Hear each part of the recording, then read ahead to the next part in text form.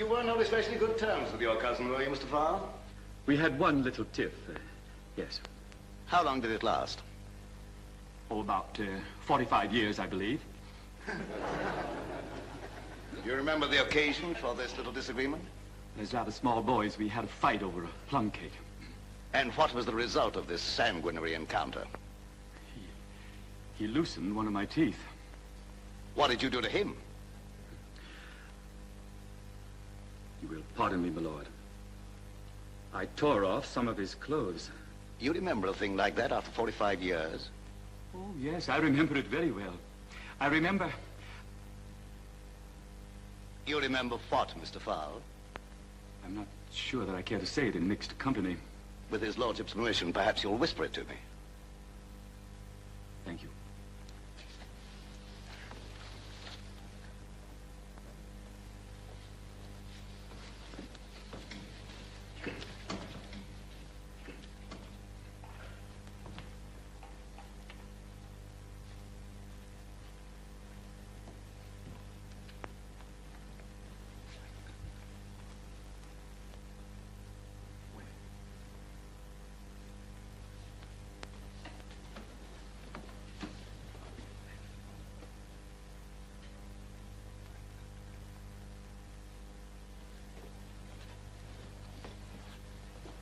Where were these moles?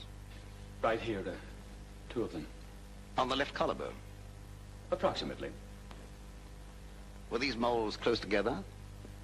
Oh, about, so far as I recall. As you remember it, was there anything in any way distinctive about these moles? No. No, just moles, I should say. Just plain everyday moles.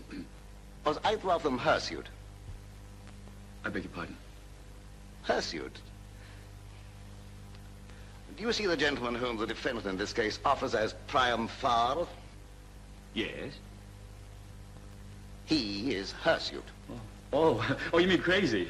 No, hairy. Hirsute means hairy. Was either of these moles hairy? Oh, no.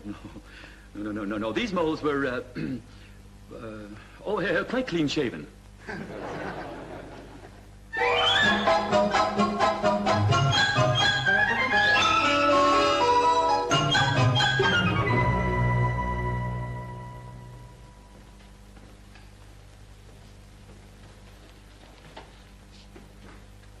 What is your name? Priam Farr. Priam Farll. Take the book in your right hand. The evidence you will give to the court shall be the truth, the whole truth, and nothing but the truth, so help you God. Kiss the book.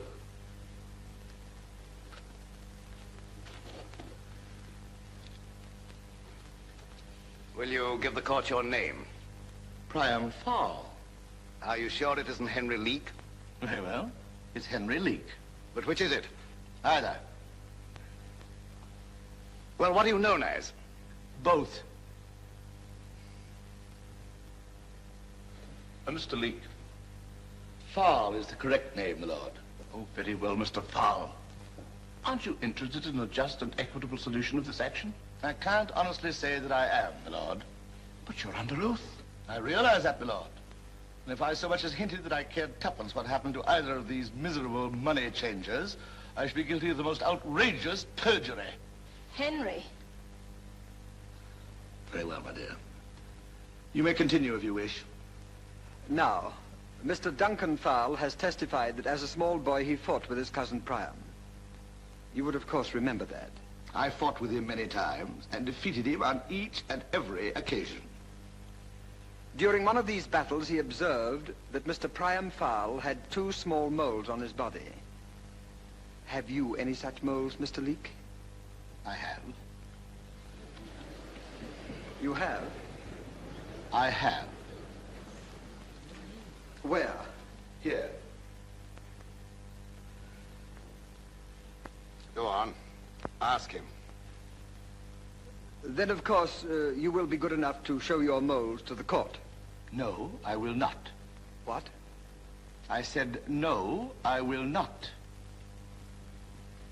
You have 2 such moles, but you refuse to show them?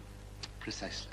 You understand, of course, that the jury will draw its own conclusions from such a statement? Naturally. Now, perhaps you prefer to show them just to Mr. Pennington and myself. No, I would not prefer to do that either.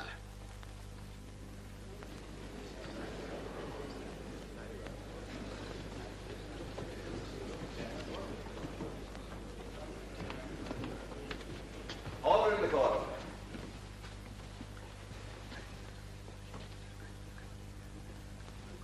Mr. Farr, don't you think just the four of us might retire to my private room? No, my lord, but thank you. Couldn't you let your collar down just a bit? Not an inch. Might I ask the reason for your obstinate attitude? Because, my lord, I have testified under oath that my body is afflicted with the moles as described. That, I believe, should be sufficient, since no sane man would claim moles if he didn't have them. But under the circumstances... I'm sorry, my lord, but I believe that I'm well within my legal rights in protesting any further effort on the part of this court to compel me to disrobe either in part or in whole. The court promises you every consideration for your private sensibilities. Pardon me, my lord. It happens in this particular instance that the moles are situated in a relatively decorous precinct of my anatomy. But suppose they were not so favorably located. Would I still be importuned to unclothe myself publicly if the moles were... Excuse me, Mr. Registrar. Adjourn the court.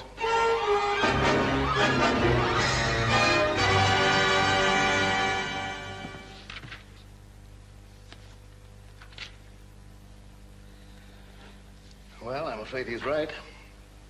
Under the common law, there's no provision whatever for removing a witness's collar against his will. £42,000 hinges upon two mysterious moles, which of course he has, but he won't show. And the law says we can do nothing about it.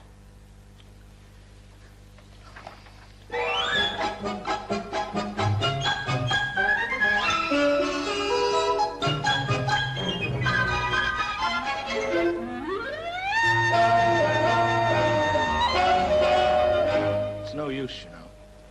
What can they do? They'll call you back to the stand and simply ask you if I've got the moles.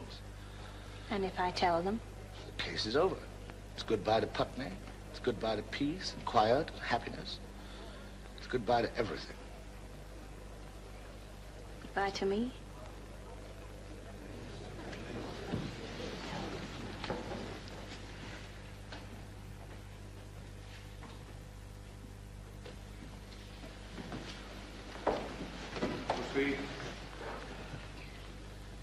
Will Mrs. Henry Leek step into the witness box? The name is Farll, if you don't mind. Not you, madam. The first Mrs. Leek, if you don't mind.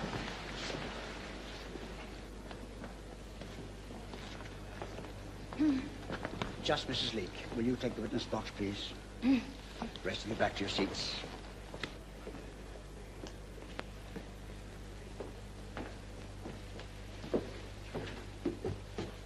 What is your name? Mrs. Henry Leek. Mrs. Henry Leek. Take the book in your right hand. The evidence you will give to the court shall be the truth, the whole truth, and nothing but the truth, so help you God. Kiss the book.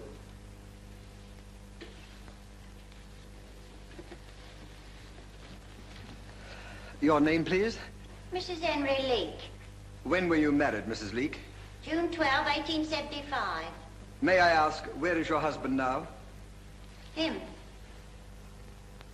You mean this man with the beard?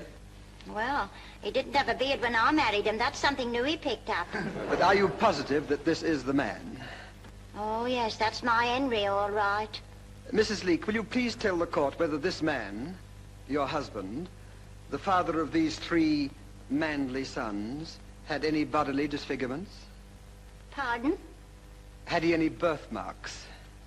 No, sir.